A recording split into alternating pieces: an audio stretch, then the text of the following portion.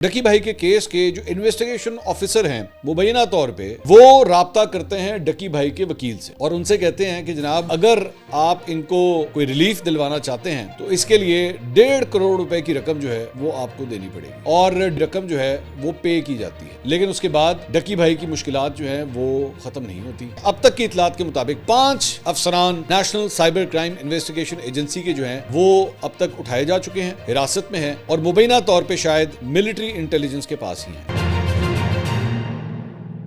السلام علیکم ناظرین، میں ہوں منصور علی خان، اپنے ڈیجیٹل چینل کے اوپر آپ کو خوش آمدید کہیں گے۔ پچھلے 12 گھنٹے کی اہم ترین خبریں اور ایک ایکسکلوسیو خبر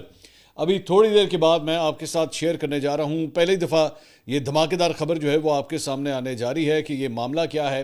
اور اس سے پہلے یہ میڈیا کے اوپر رپورٹ نہیں ہوا ہوا۔ دل تھام کے بیٹھیے گا کیونکہ بڑی شاکنگ ڈیٹیلز ہے۔ اس سے پہلے آپ سے ریکویسٹ کہ چینل کو سبسکرائب کرنا مت بھولیے گا، بیل آئیکن پریس کیجیے، اگر آپ کو ویڈیو پسند آئے اسے لائک اور شیئر ضرور کیجیے گا۔ اچھا جی، سب سے پہلے تو میں جو ایکسکلوسیو خبر ہے وہ آپ کے ساتھ شیئر کرتا ہوں، پھر دیگر خبروں کو جو ہے وہ بعد میں دیکھتے ہیں۔ آپ کو یاد ہوگا کہ آج سے چند ماہ پہلے مشہور یوٹیوبر ڈکی بھائی، ان کے حوالے سے ایک بڑی دھماکہ دار قسم کی ایک خبر سامنے آئی تھی، جس میں یہ پتہ لگا تھا کہ ان کے اوپر یہ الزامات تھے کہ انہوں نے جوئے کی پروموشن جو ہے وہ کی ہے اور اس کی وجہ سے وہ بڑی مشکل میں پھنس گئے تھے۔ انہیں گرفتار کیا گیا، بار بار ان کی ضمانت کے لیے جو ہے وہ اپلائی کیا گیا، لیکن انہیں کورٹ سے کسی قسم کا ریلیف جو ہے وہ نہیں ملا، ابھی تک نہیں ملا۔ وہ ابھی تک جو ہے وہ حراست کے اندر ہی ہیں، کیس ان کے اگینسٹ جو ہے وہ چلنا شروع ہو چکا ہے، لیکن کہانی جو ہے وہ وہاں پہ نہیں رکتی۔ اور اس سارے معاملے کے اندر جو ہے وہ ایڈیشنل ڈائریکٹر سرفراز چودھری وہ ایک فرنٹ فیس کے طور پہ سامنے آتے ہیں، اور ہم نے بھی ان کو بلایا تھا، ہم نے بھی ان کا جو ہے یہاں پہ ایک پوڈ کاسٹ کیا تھا، جس کے اندر انہوں نے یہ بتایا تھا کہ جناب یہ ایک بہت بڑا مافیا ہے جو بیسکلی اس کے اوپر کام کر رہا ہے، اور اس میں صرف ڈکی بھائی نہیں ہے بلکہ ڈکی بھائی کے علاوہ اور بھی بہت سے یوٹیوبرز ہیں، ٹک ٹاکرز ہیں جو اس کام کے اندر ملوث ہیں کہ وہ جوئے کی ایپس کی تشہیر کرتے ہیں اور اس کے لیے وہ مختلف پیسے بھی لیتے ہیں۔ ایک اندازے کے مطابق جو ڈکی بھائی تھے ان کے اکاؤنٹس وغیرہ بھی جو ہے وہ سیل کیے گئے، اور کروڑوں روپے کی رقم جو ہے وہ ان اکاؤنٹس کے اندر بھی پائی گئی، جس میں ان کے پرسنل اکاؤنٹ بھی شامل تھے اور اس کے علاوہ ان کے ڈیجیٹل کرنسی کے اکاؤنٹس بھی جو ہے وہ شامل تھے، بٹ کوائن وغیرہ اور اس طرح کی چیزیں۔ تو ڈکی بھائی جو ہے وہ یوٹیوب کے اوپر مطلب پاکستان کے بڑے یوٹیوبرز میں سے ایک ہیں، مطلب ان کی ویڈیوز جو ہیں وہ ملینز کے اندر جایا کرتی تھیں، لیکن پوری جو ڈیجیٹل کمیونٹی ہے وہ شوق میں چلی گئی جب پتہ لگا کہ جناب ڈکی بھائی کو جو ہے اس طرح گرفتار کیا گیا ہے، اور دیگر لوگوں کو بھی نوٹسز جاری کرنے کا سلسلہ سٹارٹ ہوتا ہے۔ اب اس ساری چیز کے اندر ایک ٹوسٹ آتا ہے، اور یہ ٹوسٹ بڑا انٹرسٹنگ ہے، یہاں سے اصل کہانی جو ہے وہ سٹارٹ ہوتی ہے۔ ٹوسٹ اس طرح آتا ہے کہ اس ڈکی بھائی کے کیس کے جو انویسٹیگیشن آفیسر ہیں ان کا نام ہے جناب ایڈیشنل ڈائریکٹر شعیب ریاض۔ مبینہ طور پہ ایڈیشنل ڈائریکٹر شعیب ریاض جو ہیں وہ رابطہ کرتے ہیں ڈکی بھائی کے وکیل سے، اور ان سے کہتے ہیں کہ جناب ڈکی بھائی جو ہے وہ بہت مشکل میں پھنسے ہوئے ہیں، اور اگر آپ ان کو کوئی ریلیف دلوانا چاہتے ہیں تو اس کے لیے 1.5 کروڑ روپے کی رقم جو ہے وہ آپ کو دینی پڑے گی۔ یہ رابطہ جو ہے وہ ڈکی بھائی کی فیملی سے کیا جاتا ہے وایا ڈکی بھائی کے وکیل کے، مبینہ طور پہ۔ اور اس سلسلے میں جو ایڈیشنل ڈائریکٹر شعیب ریاض ہیں، ان کے فرنٹ مین کے حوالے سے جو ہے ان کا کانٹیکٹ دیا جاتا ہے کہ جی آپ ان سے رابطہ کریں، اور یہ پیمنٹ وغیرہ جو ہے وہ ساری یہاں پہ کی جائے گی۔ فیصلہ آباد سے تعلق ہوتا ہے اس فرنٹ مین کا، اور 1.5 کروڑ روپے کی رقم جو ہے وہ پے کی جاتی ہے، لیکن اس کے بعد ڈکی بھائی کی مشکلات جو ہیں وہ ختم نہیں ہوتی، وہ ویسی کی ویسی چلتی ہیں۔ اب اس دوران ایک اور چیز ہوتی ہے، اور وہ یہ ہے کہ یہ تمام جو افسران ہیں جن کے بارے میں جس طرح میں نے ابھی تھوڑی دیر پہلے بتایا تھا، ایڈیشنل ڈائریکٹر سرفراز چودھری اور یہ جو شعیب ریاض صاحب ہیں اسسٹنٹ ڈائریکٹر ان کے بارے میں جو ہے یہ ان کا تعلق جو ہے وہ national cyber crime investigation agency سے ہے۔ یہ سارا بیسکلی یہ جو مدعا ہے یہ national cyber crime investigation agency کی طرف جاتا ہے۔ اچھا، میں تھوڑا سا آپ کو اس کا بیک گراؤنڈ بھی بتا دوں کہ national cyber crime investigation agency جو ہے یہ ایک زمانے میں سائبر کرائم ونگ ہوا کرتی تھی ایف آئی اے کی، پھر اس کو ایف آئی اے سے جو ہے الگ کیا گیا، لیکن پورا میکنزم، افسران، ریسورسز وہ سارے کے سارے وہی تھے، لیکن اس ونگ کو جو ہے وہ ایک الگ کر دیا گیا اور national cyber crime investigation agency جو ہے وہ بنا دی گئی۔ ان کا کام یہ تھا کہ ڈیجیٹل سپیس کے اندر جو ہے جو فراڈ ہوتے ہیں، 2 نمبریاں ہوتی ہے، کال سینٹرز وغیرہ، یہ جوئے کی تشہیر، کسی کی ہراسمنٹ ہوتی ہے، کسی کی بلیک میلنگ اگر ہوتی ہے، واٹس ایپ کے ذریعے فراڈ ہوتے ہیں، ایس ایم ایس کے ذریعے فراڈ ہوتے ہیں، اس طرح کی چیزیں جو ہیں وہ ان کا کام تھا کہ وہ بیٹھ کے اس کو پوری طرح انویسٹیگیٹ کرتے تھے، national cyber crime investigation agency. تو کمنگ بیک ٹو ڈکی بھائی کی فیملی کی جانب سے جناب 1.5 کروڑ روپے کی پیمنٹ کی جاتی ہے۔ اچھا ایک چیز جو ڈفرینس ہوتی ہے وہ یہ ہے کہ جو ایڈیشنل ڈائریکٹر سرفراز چودھری صاحب ہیں، جن کو ہم نے ایکچولی پوڈ کاسٹ کے لیے بلایا بھی تھا، یہ مختلف حلقوں کے اندر جا کے، مختلف جگہوں کے اوپر جا کے بار بار یہ بات کہتے ہیں کہ میں جو کچھ بھی کر رہا ہوں، میرے پیچھے جو بھی سپورٹ ہے یا یہ جو میں سارے کام کر رہا ہوں، اس میں ملٹری انٹیلیجنس جو ہے وہ مجھے سپورٹ کر رہی ہے، اور ایم آئی کی مدد کے ساتھ جو ہے وہ یہ میں سب کچھ کر رہا ہوں، بلکہ ان کی پشت پناہی جو ہے وہ مجھے حاصل ہے۔ اب اس سلسلے میں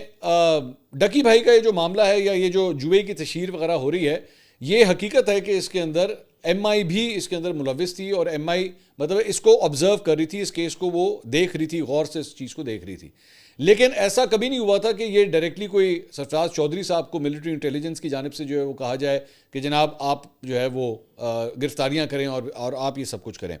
لیکن وہ ہر جگہ جو ہے وہ بار بار ملٹری انٹیلیجنس کا نام لیتے تھے اور لوگوں کو یہی بتاتے تھے کہ جناب میں ملٹری انٹیلیجنس کی وجہ سے جو ہے یہ سب کچھ کر رہا ہوں اور میرے پاس پوری بیکنگ ہے۔ تو ان کا جسے کہتے ہیں نا، ان کا نام بار بار جو ہے وہ استعمال کیا جاتا تھا۔ اچھا اس ساری چیز کے اندر ملٹری انٹیلیجنس کے پاس جب یہ خبر پہنچتی ہے کہ یہ سب کچھ ہو رہا ہے اور اس طرح یہ پیسوں کی بھی جو ٹرانزیکشن ہوئی ہے وہ بات بھی ملٹری انٹیلیجنس تک پہنچ جاتی ہے۔ ایم آئی اس کے اوپر کیا کام کرتی ہے کہ ایم آئی اس کی انویسٹیگیشن کرنا شروع کرتی ہے بالکل بیک ڈراپ کے اندر، اس کے بارے میں ریویل نہیں کرتی، تفصیلات نہیں بتاتی، کسی سے رابطہ نہیں کرتی، انویسٹیگیشن بالکل چھپ کے اس کی انویسٹیگیشن جو ہے وہ شروع کرتی ہے، اور آہستہ آہستہ کھرا جو ہے وہ نکلنا شروع ہوتا ہے۔ اب اس کے اندر یہ پتہ لگتا ہے کہ معاملہ جو ہے وہ صرف یہاں تک نہیں جاتا، بلکہ جو circle in charge basically Lahore circle ہو گیا، فیصل آباد سرکل ہو گیا، ملتان سرکل، راولپنڈی سرکلز، یہ بھی این سی سی آئی کے مختلف سرکلز ہیں۔ پتہ یہ لگتا ہے کہ یہ تو ایک بہت لارج سکیل قسم کا مبینہ طور پہ جو ہے وہ ایک نیٹ ورک ہے جو بیسکلی کرتا یہ ہے کہ اس طرح کے کیسز یا اس طرح کے دیگر کیسز، یہ تو ڈکی بھائی کا ایک کیس ہے، اس طرح کے دیگر کیسز بھی جو ہے وہ پکڑتا ہے، اور پکڑ کے اس کے بعد ڈیل جو ہے وہ کی جاتی ہے کہ ہاں جی بتائیں کتنے پیسے دیں گے، اور ان پیسوں کے عوض جو ہے وہ ڈیل کی جاتی ہے ان لوگوں کے ساتھ۔ اچھا وہ لوگ جو ہیں وہ کوئی بے گناہ لوگ نہیں ہوتے وہ بھی کلپریٹس ہی ہیں، لیکن وہاں پہ ایک دھندا جو ہے وہ سٹارٹ ہو جاتا ہے۔ اب اس کے اندر بتایا جاتا ہے کہ ڈپٹی ڈائریکٹر عثمان ہیں، ان کا نام بھی جو ہے وہ سامنے آتا ہے، جو کہ بیسکلی پنجاب کے حوالے سے معاملات کو جو ہے مبینہ طور پہ ڈیل کرتے آئے ہیں۔ ان کے اوپر بھی الزامات لگتے ہیں کہ جناب وہ بھی اس طرح پیسے کی لین دین کے اندر جو ہے انوالوڈ ہیں۔ اس کے بعد اور طریقہ کار یہی ہے کہ کہیں پہ بھی ریڈ مار کے مطلب جنون ریڈ مارنی، ریڈ کوئی غلط نہیں ہوتی تھی، جنون ریڈ مارتے تھے، اور ساتھ ہی ساتھ مبینہ طور پہ 1-2 لوگوں کو ویسے بھی ساتھ کھڑا کر دیتے تھے جو کہ مطلب نامعلوم افراد ہوتے تھے، اور ان کے بارے میں کہہ دیا جاتا تھا یہ آئی ایس آئی کا بندہ ہے اور یہ ملٹری انٹیلیجنس کا بندہ ہے، جبکہ ایکچولی ان کا نہ تعلق آئی ایس آئی کے ساتھ ہوتا تھا نہ ملٹری انٹیلیجنس کے ساتھ ہوتا تھا۔ بیسکلی اصل مقصد یہ ہوتا تھا جو بندہ پکڑا ہوتا تھا، جو کلپریٹ ہوتا تھا، اس کے اوپر پوری طرح یہ اثر و رسوخ ڈال دینا کہ بھائی تو بہت بڑی مشکل میں پھنس گیا ہے، ہمارے ساتھ تو 2 انٹیلیجنس ایجنسیز کے بندے بھی آئے ہوئے، جبکہ ایکچولی ان کا ان ایجنسی سے کوئی تعلق نہیں ہوتا تھا۔ تو اس سارے معاملے کے اندر جو ہے وہ ڈپٹی ڈائریکٹر عثمان، اس کے علاوہ جو کہ بیسکلی پنجاب کے معاملات کو دیکھ رہا تھا، اس کے علاوہ ایک انسپیکٹر عرفان، اس کے بارے میں بھی جو ہے وہ پتہ لگتا ہے کہ یہ بھی ان چیزوں میں انوالو ہے، اور اس کا جو ایریا تھا وہ زیادہ فوکس کرتا ہے کال سینٹرز کے اوپر۔ کال سینٹرز کے اندر بھی جو ہے وہ بہت بڑے فراڈز ہوتے ہیں، اور وہ فراڈ جو ہے انٹرنیشنل لیول کے اوپر ہوتے ہیں، بلکہ پاکستان کے اندر بہت سے ایسے کال سینٹرز ہیں، اسلام آباد کے اندر بھی ہیں، پنڈی کے اندر بھی ہیں، لاہور کے اندر بھی ہیں، جو مبینہ طور پہ ان کاموں میں انوالوڈ۔ میں سب کی بات نہیں کر رہا، لیکن ان میں سے چند ہیں۔ تو یہ وہاں پہ ریڈز بھی مارتے تھے اور اس کے بعد ان سے جو ہے وہ ایکسٹورشن بھی کرتے تھے۔ اچھا یہ بھی پتہ لگا ہے کہ مختلف کال سینٹر سے جو ہے وہ 15 لاکھ، کسی سے 20 لاکھ، کسی سے 25 لاکھ، کسی سے 30 لاکھ منتھلی لگ جاتی ہے، اور یہ کال سینٹر جو ہیں وہ ان کو پیمنٹ کرنا شروع کر دیتے ہیں۔ اس کے ساتھ ساتھ یہ جو پتہ لگتا ہے کہ جناب یہ جو افراد ہیں، اس میں اب تک کی اطلاعات کے مطابق 5 افسران national cyber crime investigation agency کے جو ہیں وہ اب تک اٹھائے جا چکے ہیں، حراست میں ہیں، اور مبینہ طور پہ شاید ملٹری انٹیلیجنس کے پاس ہی ہیں، اور وہ اس وقت ان کی انویسٹیگیشن کر رہے ہیں، اور سننے میں آ رہا ہے، کنفرم نہیں ہے لیکن سننے میں آ رہا ہے کہ انہوں نے اعتراف جرم بھی کر لیے ہیں کہ ہاں جی ہم یہ نیٹ ورک جو ہے وہ اس طرح چلاتے تھے۔ اور اس کے اندر یہ سرفراز چودھری صاحب جنہوں نے ایکچولی پورا کیس ڈیولپ کیا تھا ڈکی بھائی کے خلاف، اور اس طرح دیگر یوٹیوبرز اور ٹک ٹاکرز کے حوالے سے، ان کا نام بھی جو ہے وہ بیچ میں آیا ہے۔ اور اس کے ساتھ ساتھ یہ معاملہ جو ہے وہ صرف لاہور کی حد تک محدود نہیں ہے، بلکہ فیصل آباد، ملتان، کراچی، لاہور، راولپنڈی، اسلام آباد، مختلف جگہوں سے جو ہے وہ اس قسم کی یہ رپورٹس آئی ہیں کہ national cyber crime investigation agency جو ہے وہ اس کے کئی افسران جو ہیں وہ اس کام کے اندر ملوث تھے۔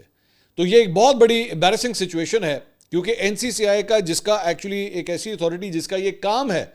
کہ وہ کرپشن کا خاتمہ کرے، جس کا یہ کام ہے کہ وہ کرائم کو، national cyber crime investigation agency, اس کے افسران جو ہیں مبینہ طور پہ کرائم کے اندر ملوث پائے گئے ہیں، اور اس وقت جو ہے وہ حراست میں ہے، اور اس وقت ان کی انویسٹیگیشنز جو ہیں وہ چل رہی ہے، اور اس بات کا بھی خدشہ ظاہر کیا جا رہا ہے کہ ابھی یہ تعداد 5 کی ہے، یہ تعداد 5 سے زیادہ بھی بڑھ سکتی ہے۔ اس کے ساتھ ساتھ national cyber crime investigation agency کے مختلف لوگوں کی جانب سے ایک کل سے مختلف واٹس ایپ گروپوں کے اندر جو ہے ایک میسج بھی جو ہے وہ لکھا جا رہا ہے اور بھیجا جا رہا ہے ان افسران کی جانب سے جو آلریڈی اس وقت این سی سی آئی کے اندر کام کر رہے ہیں۔ انہوں نے وہ میسج جو ہے وہ وزیر اعظم کو، چیف جسٹس کو، چیف جسٹس سپریم کورٹ اور chief justice Lahore high court اور اسلام آباد ہائی کورٹ، ان کو یہ میسیجز بھیجے ہیں کہ جی ہمارے ساتھ زیادتی ہو رہی ہے۔ ظاہری بات ہے ان کا ورژن ہے، میرا فرض ہے کہ میں ان کا ورژن بھی آپ کے سامنے پہنچاؤں کہ جی ہمارے ساتھ زیادتی ہو رہی ہے اور ہمیں جو ہے وہ ٹارگٹ کیا جا رہا ہے، ہم اس طرح کے کسی کام میں ملوث نہیں ہیں، اور ہمیں سیاسی بنیادوں کے اوپر جو ہے وہ ہمیں ٹارگٹ کیا جا رہا ہے۔ تو یہ معاملہ جو ہے وہ کافی سیریس ہو چکا ہے، اور ہائیسٹ لیول کے اوپر جو ہے میری اطلاعات کے مطابق ٹوٹل ہائیسٹ لیول کے اوپر جو ہے وہ اس معاملے کی اس وقت چھان بین کی جا رہی ہے کہ ایسے تمام مبینہ کرپٹ افسران کو جو ہے وہ اب کٹہرے میں لا کے کھڑا کرنا ہے۔ تو یہ ایک ایکسکلوسیو نیوز تھی جو ہم نے سوچا آپ کے ساتھ جو ہے وہ شیئر کی جائے۔ اس کے علاوہ انسداد دہشت گردی فورس نے جناب سبی میں دہشت گردوں کو ہلاک کر کے تخریب کاری کا ایک بڑا منصوبہ ناکام بنا دیا ہے۔ سیکیورٹی ذرائع کے مطابق سی ٹی ڈی نے مصدقہ اطلاع پر ضلع سبی میں کارروائی کی ہے اور دہشت گردی کا یہ منصوبہ ناکام بنایا ہے۔ سیکیورٹی ذرائع کے مطابق سی ٹی ڈی سے فائرنگ کے تبادلے میں کلدن تنظیم کے 5 دہشت گرد جو ہے وہ ہلاک ہوئے ہیں، اور ذرائع کا کہنا ہے کہ دہشت گردوں کے ٹھکانے سے بھاری مقدار میں اسلحہ، گولہ بارود اور اہم دستاویزات برآمد ہوئی، جبکہ ہلاک دہشت گرد فورسز پر حملوں میں بھی ملوث تھے۔ اس کے علاوہ وزیر داخلہ محسن نقوی صاحب جو ہیں وہ کراچی کے دورے کے اوپر گئے ہوئے تھے، وہاں پہ ان کی مفتی منیب الرحمان کی رہائش گاہ کے اوپر ملاقات ہوئی۔ انہوں نے مفتی منیب الرحمان کی سربراہی میں ممتاز علماء اہل سنت سے ملاقات کی ہے۔ معاملہ وہ بیسکلی ٹی ایل پی والا معاملہ ہے جس حوالے سے مفتی منیب جو ہے بڑا ایک سینٹرل کردار ادا کر رہے تھے۔ تو اس ملاقات میں ماضی قریب میں رونما ہونے والے واقعات پر تفصیلی گفتگو کی گئی، جبکہ علماء کرام نے مختلف مسائل پر وزیر داخلہ کو اپنے موقف سے آگاہ بھی کیا ہے۔ اس کے علاوہ پنجاب کی وزیر اعلیٰ مریم نواز کے خلاف جھوٹی خبر نشر کرنے کے اوپر نجی ٹی وی 92 نیوز کے حوالے سے بتایا گیا ہے کہ جو انہوں نے وہاں پہ براڈ کاسٹر کو جو 92 نیوز کی نشریات جو ہے وہ وہاں پہ چلاتا تھا، اس نے اپنے مقدمے کے حوالے سے جو ہے برطانیہ میں اس کے خلاف مقدمہ کیا گیا تھا، اور اس کے بعد جو ہے اس نے باقاعدہ طور پہ معافی مانگ لی ہے۔ اس چینل کے اوپر جو ہے وہ یہ جو معافی چلی ہے اس میں کہا گیا ہے کہ ان کی طرف سے پروگرام میں غلط خبر چلنے کے اوپر پہنچنے والی تکلیف پہ وہ مریم نواز سے معذرت خواہ ہیں۔ ان کے خلاف خبر جو ہے وہ 17 نومبر 2022 کو مقابل پروگرام کے اندر جو ہے وہ نشر ہوئی، جس میں دعویٰ کیا گیا تھا کہ انہوں نے توشہ خانہ سے محض 45,000 روپے میں گھڑی خریدی تھی، حالانکہ اس کی اصل مالیت تقریباً 10 لاکھ روپے تھی۔ یہ دعویٰ اس پروگرام کے اندر کیا گیا تھا۔ مریم نواز نے اس الزام کے بعد برطانیہ کی ہائی کورٹ میں ہتک عزت کا مقدمہ دائر کیا۔ پروگرام میں یہ بھی الزام لگایا گیا کہ مریم نے ریاست کو فائدے سے محروم کرنے کے لیے اپنے زیر کنٹرول بیوروکریٹس کے ساتھ مل کر سازش کی، اور یہ دعویٰ کیا کہ مریم ایک منافق ہیں جنہوں نے پی ٹی آئی کے بانی عمران خان کو توشہ خانہ سے گھڑی لینے پر تنقید کا نشانہ بنایا، جب وہ خود 10 لاکھ روپے کی گھڑی لے کر گئیں اور اس کے لیے صرف 45,000 روپے ادا کیے گئے۔ ان کی قانونی ٹیم نے اصرار کیا کہ الزامات مکمل طور پر غلط ہیں اور اس نشریات سے ان کی ساکھ کو شدید نقصان پہنچا ہے۔ اس کی قانونی ٹیم نے برطانیہ کے نجی نیوز چینل سے معافی اور ہرجانے کا مطالبہ کیا۔ چینل کے لیے ویڈیو فارمیٹ میں معافی نامے میں لکھا گیا کہ یہ الزامات بظاہر دستاویزات کی غیر ارادی اور مبہم وضاحت کی وجہ سے لگائے گئے ہیں۔ Galaxy broadcast network U K ان پروگراموں کی وجہ سے ہونے والی تکلیف اور پریشان ہونے پر مریم نواز شریف سے معافی مانگتا ہے۔ کارروائی کے دوران نجی نیوز چینل نے دفاع کو آگے نہیں بڑھایا، بلکہ یہ دلیل دی کہ توشخانہ سے متعلق لین دین پر بات کرنے کا مطلب کوئی غلط کام نہیں، صرف شفافیت کو یقینی بنانے کی خواہش ہے۔ جس وقت یہ الزامات لگائے گئے اس وقت یہ چینل برطانیہ میں کام کر رہا تھا، اس کی UK سروس نے 31 جولائی 2024 کو اپنی ٹرانسمیشن ختم کر دی تھی، لیکن UK ہائی کورٹ میں یہ کیس جو ہے وہ جاری رہا تھا۔ اس سے پہلے بھی کئی مختلف پاکستانی چینلز کو جو ہیں وہ سزائیں، جرمانے اور معافی کے مطالبات جو ہیں وہ ہو چکے ہیں، اور ان کو اپنے اپنے چینلز کے اوپر جو ہے ایکچولی معافیاں نشر کرنی پڑی ہیں۔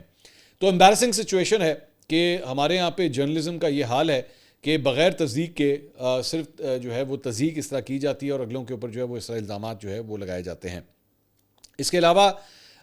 ایک اور خبر یہ ہے کہ صحافی طیب بلوچ، ان کے حوالے سے یہ خبر آئی تھی کہ آپ کو یاد ہوگا کہ ان کو تشدد کا نشانہ بنایا گیا تھا۔ پاکستان تحریک انصاف کی ایک پریس کانفرنس علیمہ خان صاحبہ کی جاری تھی، تو اس کے اوپر جو ہے وہ طیش میں آ کے مختلف کارکنوں نے جو ہے ان کو تشدد کا نشانہ بنایا تھا۔ اب اس میں مختلف ملزمان کو جو ہے وہ گرفتار کیا گیا ہے، اور اب نامزد ملزم عثمان سعید کو بھی گرفتار کیا گیا ہے۔ فیکٹری ناکے کے اوپر جو ہے شناخت کے بعد اس سے گرفتار کیا گیا۔ اب تک 4 ملزمان جو ہیں اس کیس کے اندر گرفتار ہو چکے ہیں۔ اس کے علاوہ علیمہ خان صاحبہ نے آج گفتگو کی،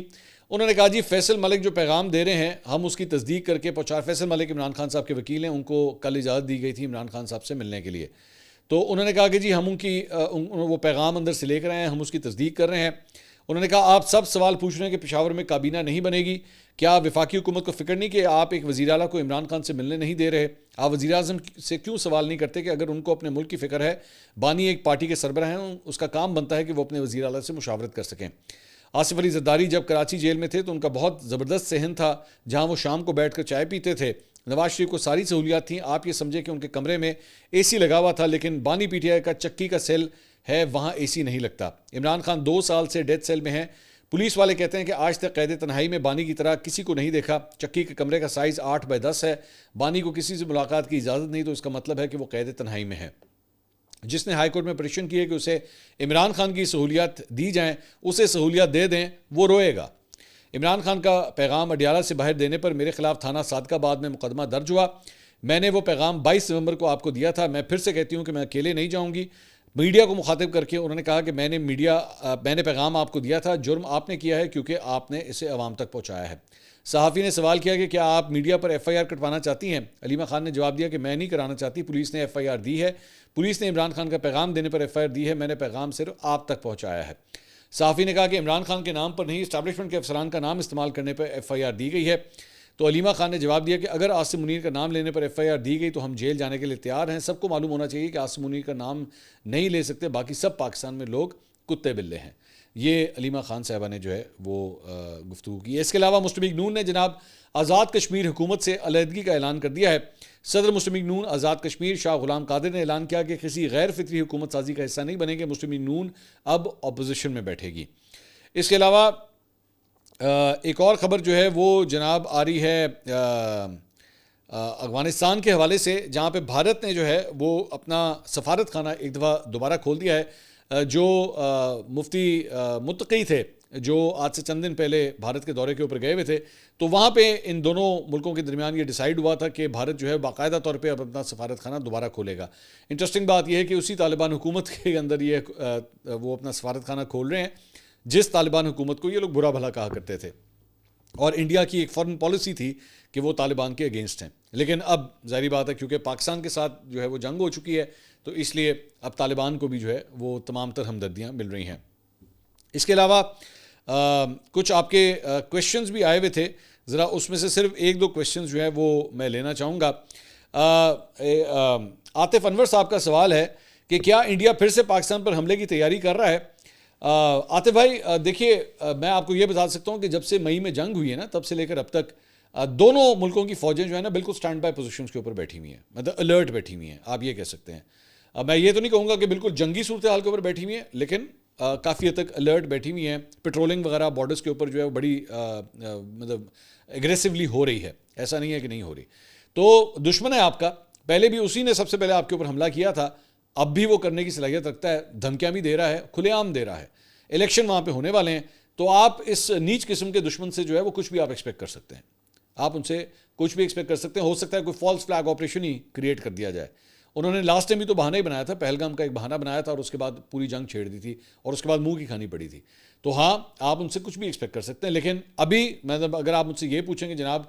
کیا کل جنگ ہو جائے گی یا پرسوں جنگ ہو جائے گی, فی الحال میں اس کے بارے میں کوئی بات نہیں کر سکتا. اس کے علاوہ ایک اور خبر جو ہے وہ یہ ہے عابد خان صاحب کی کہ اگر سعودی عرب اسرائیل کو تسلیم کر لیتا ہے تو پھر کیا پاکستان بھی اسرائیل کو تسلیم کر لے گا؟ عابد بھائی, جہاں تک مجھے یاد ہے دفاع کے حوالے سے معاہدہ ضرور ہوا ہے, لیکن اسرائیل کو تسلیم کرنے کے حوالے سے ایسا کوئی معاہدہ نہیں ہے. اور وزیر اعظم شہباز شریف تو باقاعدہ طور پہ اس کے اوپر جو ہے وہ اپنا ایک پالیسی بیان بھی دے چکے ہیں کہ جو کچھ بھی ہونا ہے سب سے پہلے 1967 کے حوالے سے جو ایک پلان ہے یا جو سرحدوں کی صورتحال تھی اس کے اوپر جو ہے وہ عمل درآمد ہوگا, تب اگلی بات ہوگی. سب سے پہلے فلسطینی ریاست بنے گی باقاعدہ طور پہ انہی بارڈرز کے ساتھ, اور اس کے بعد اگلی بات ہوگی. تو گراؤنڈ ریالٹی کے اوپر جو ہے وہ یہ سچویشن ہے. اس کے علاوہ نوید رضوی صاحب کا ایک سوال ہے, منصور بھائی پاکستانی کرکٹ میں کپتانی کا مسئلہ کب حل ہوگا؟ جو کھلاڑی تھوڑا بہتر پرفارم کرتا ہے اس کو کپتان بنا دیتے ہیں, کپتان بنتے ہی اس کی پرفارمنس خراب ہو جاتی ہے, پھر اس کی ٹیم میں جگہ نہیں بنتی, لیکن وہ کپتان ہوتا ہے. اب محمد رضوان کی جگہ شاہین افریدی کو ون ڈے کا کپتان بنا دیا گیا, آپ کے خیال میں کون بہتر کپتان ہے؟ اچھا, میں ویسے ایک بات ویسی میں صرف کہنا چاہوں گا اس سوال سے ذرا تھوڑا سا ہٹ کے. شاہین شاہ افریدی کل میں ان کو دیکھ رہا تھا, وہ بیٹنگ کرنے کے لیے آئے اور بیٹنگ کرتے ہوئے مطلب میں یقین کریں میں نے تو کبھی پروفیشنل کرکٹ کھیلی نہیں ہے, شوق ہے, آج بھی کھیلتا ہوں, آج بھی اتوار والے دن صبح سے لے کے شام تک میں کرکٹ کھیل رہا ہوتا ہوں, ہارڈ بال کرکٹ میں کھیل رہا ہوتا ہوں.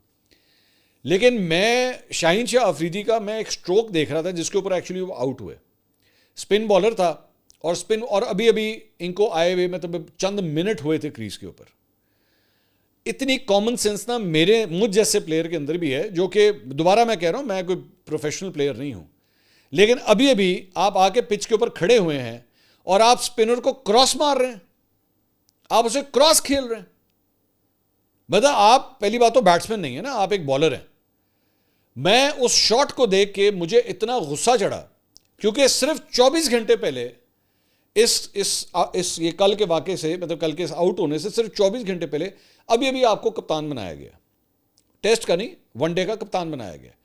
At least have this common sense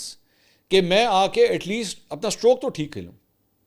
آپ ابھی آ کے کھیل رہے ہیں فرنٹ فٹ کے اوپر آ کے کم از کم تھوڑا سا ڈیفینڈ کریں, بال کو دیکھیں, پچ دیکھیں کتنی بال گھوم رہی ہے, کیا صورتحال ہے, باؤنس کیسا ہے, گھومتا کتنا ہے, اسپنر کیا کرا رہا ہے, آتے ساتھ ہی آپ کراس کھیل رہے ہیں اور بڑھوم ہو گئی آپ کی wicket. I was literally shocked کہ یہ انٹرنیشنل لیول کے پلیئرز ہیں. یہ آئی سویئر اپون گاڈ, اگر آپ کہیں پہ انگلینڈ یا آسٹریلیا, خاص طور پہ میں آسٹریلیا کے بارے میں ہوں, آسٹریلیا میں اگر آپ نے ایسی شاٹ کھیلی ہوتی نا تو یقین کریں کہ کوچ جو ہے نا آپ کو کہتا چل پتر ہے یہ پورا جب ٹیسٹ کا دن کمپلیٹ ہوگا نا اس گراؤنڈ کے 10 چکر لگا. کسی کلب کرکٹ کے اندر بھی اگر آپ ایسے بیٹسمین کو یہ شاٹ کھیلتے دیکھیں گے نا تو اسے کہیں گے جا بیٹا جا کے یہ گراؤنڈ کے 10 چکر لگا, تیرا ذرا پسینہ تو نکالیں. Sometimes these players make such stupid mistakes کہ میں ایون دیکھ کے حیران ہو جاتا ہوں کہ یار اتنی کامن سینس تو ہم جیسے لوگوں میں ہیں جو پروفیشنل کرکٹرز نہیں ہیں, ان لوگوں کے اندر نہیں ہے. اور جہاں تک آپ یہ کپتانی کی بات کر رہے ہیں نا, اسی سے ایکچولی آپ کا پتہ لگتا ہے کہ how in professional your team is. اب مثال کے طور پہ آپ وہ دیکھ لیجئے نا, آپ کے جو یہ جو T20 کے کپتان ہیں سلمان علی آغا, بہت بری پرفارمنس تھی ان کی ایشیا کپ کے اندر. Actually is playing test cricket زیادہ بہتر کھیل رہے ہیں, لیکن T20 کے اندر انتہائی بری ان کی پرفارمنس تھی, لیکن آپ اسے کنٹینیو کر رہے ہیں, اس بری پرفارمنس کے ساتھ بھی کنٹینیو کر رہے ہیں. He had a very bad form. He made some blunders. اپنے بالرز کو آپ نے فائنل میں کس طرح استعمال کیا, آپ نے وہ کس کو کب اوور دینا تھا, آپ کی ساری کیلکولیشن غلط تھی, لیکن آپ اس کو کنٹینیو کر رہے ہیں. ون ڈے کے اندر وہی رضوان جو ساؤتھ افریقہ اور آسٹریلیا میں سیریز جیت کے آیا ہے اس کو ہٹا دیے اور شاہین شاہ افریدی کو لگا دیے. تو یہ تو مجھے اوپر سے لے کے نیچے تک نا ایک ان پروفیشنل ماحول جو ہے مجھے نظر آ رہا ہے کہ جس کے اندر فیصلے کیے جا رہے ہیں. کیپٹنسی تو ایک ایسی چیز ہوتی ہے کہ آپ اس کو بناتے ہیں کپتان کو, اور اس کے بعد آپ کپتان کو یہ کانفیڈنس دیتے ہیں کہ بیٹا تجھے 5-6 سال اب کوئی نہیں ہاتھ لگائے گا, اپنی مرضی کر, اپنی پلاننگ کر. میں I am one of those person جو ہمیشہ سمجھتا ہے کہ آپ کا جو کپتان ہے نا وہ با اختیار ہونا چاہیے, سلیکشن کے معاملے میں, بیٹنگ آرڈر کے معاملے میں, بالرز کے معاملے میں, فیلڈ پوزیشنز کے معاملے میں, کس کو کس پوزیشن پہ کھلانا ہے وہ اس کا فیصلہ ہونا چاہیے. سیاہ اور سفید وہ ڈیسائیڈ کرے, تاکہ کل کو وہ یہ نہ کہہ سکے جی آپ نے مجھے میرے 11 نہیں کھلانے دیے. تو یہاں پہ آئے دن جو ہے وہ آپ اس طرح بدل دیتے ہیں. وہ تو شکر ہے میں پھر بھی گراؤنڈ کے اوپر میں دیکھ رہا تھا ٹیسٹ کے اندر کہ پھر بھی آپس میں یہ سارے پلیئرز، رضوان، ظاہری بات ہے سارے اکٹھے کھیل رہے ہیں، رضوان، بابر، سلمان علی آغا، شہنشاہ افریدی اس وقت ساری ایک ٹیم کے اندر ہے. سارے کو کپتانی مل چکی ہے.